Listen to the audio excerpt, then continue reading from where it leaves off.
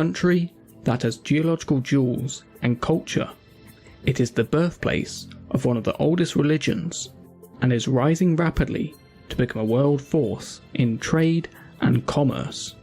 From ancient monuments and lavish palaces, from great wealth to poverty, a country that has witnessed a turbulent history.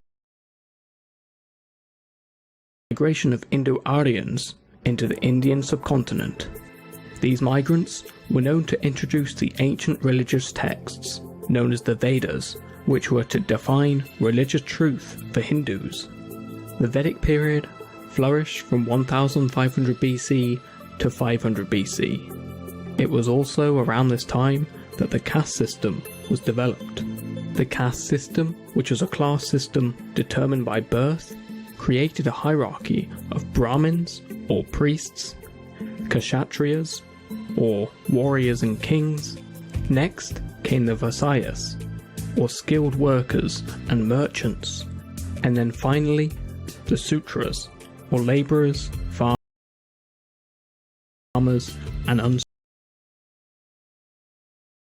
his conquest, Ashoka became a devout follower of the Buddha's teachings. For the rest of his 36-year reign, Ashoka took a vow of non-violence and spread Buddhism throughout his realm. It was between the 4th and 5th century AD that India was widely acknowledged to have entered a golden age. With the rise of the Gupta Empire, a period of invention and discovery in science, technology, engineering, mathematics, astronomy, art and literature was born. All these fields saw an explosion of understanding and knowledge and set the marker for the world to follow. It is also believed the game chess was invented in this period. It was in the 11th century that the Ghaznavids of Turkic Mamluk origin overran the North Indian plains, using swift horse cavalry and vast armies united by ethnicity and religion.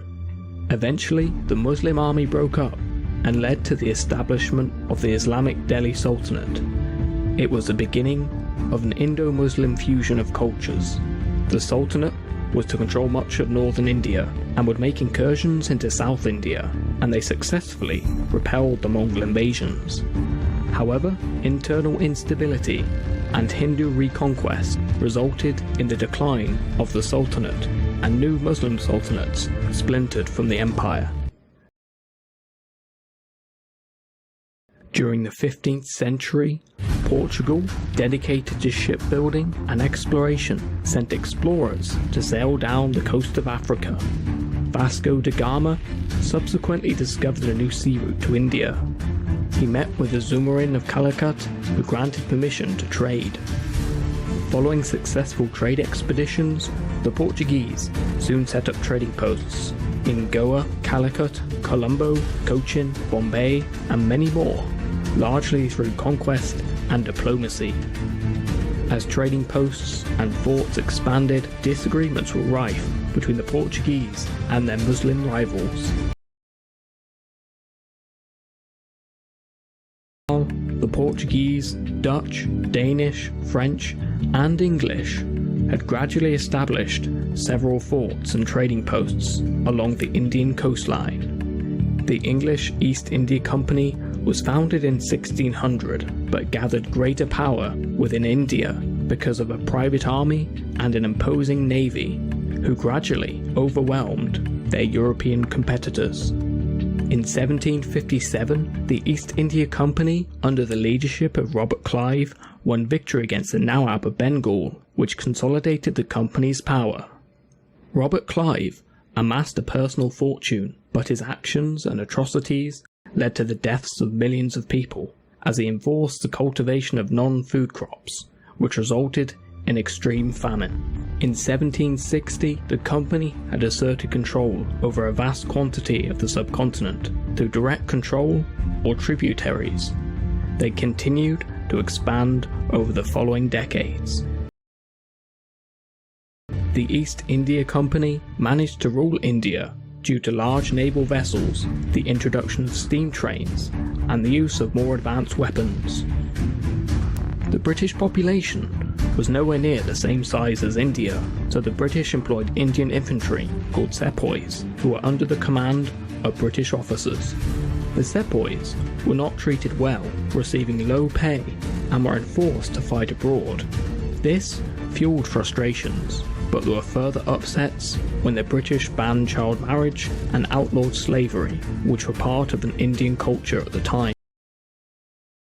The rebellion and mutiny failed, largely because there was little shared identity between Indians, and in 1857 the British Crown took direct rule of India, with Queen Victoria being declared Empress of India in 1876.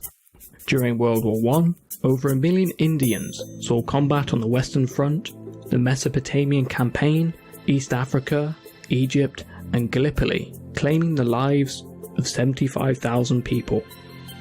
Shortly after the end of World War I, Gandhi, amongst other leaders, led Indians to challenge the British for independence, and during World War II, he called for the British to quit India.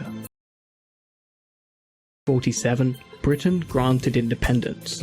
British India was partitioned into a Hindu-majority India and a Muslim-majority Pakistan.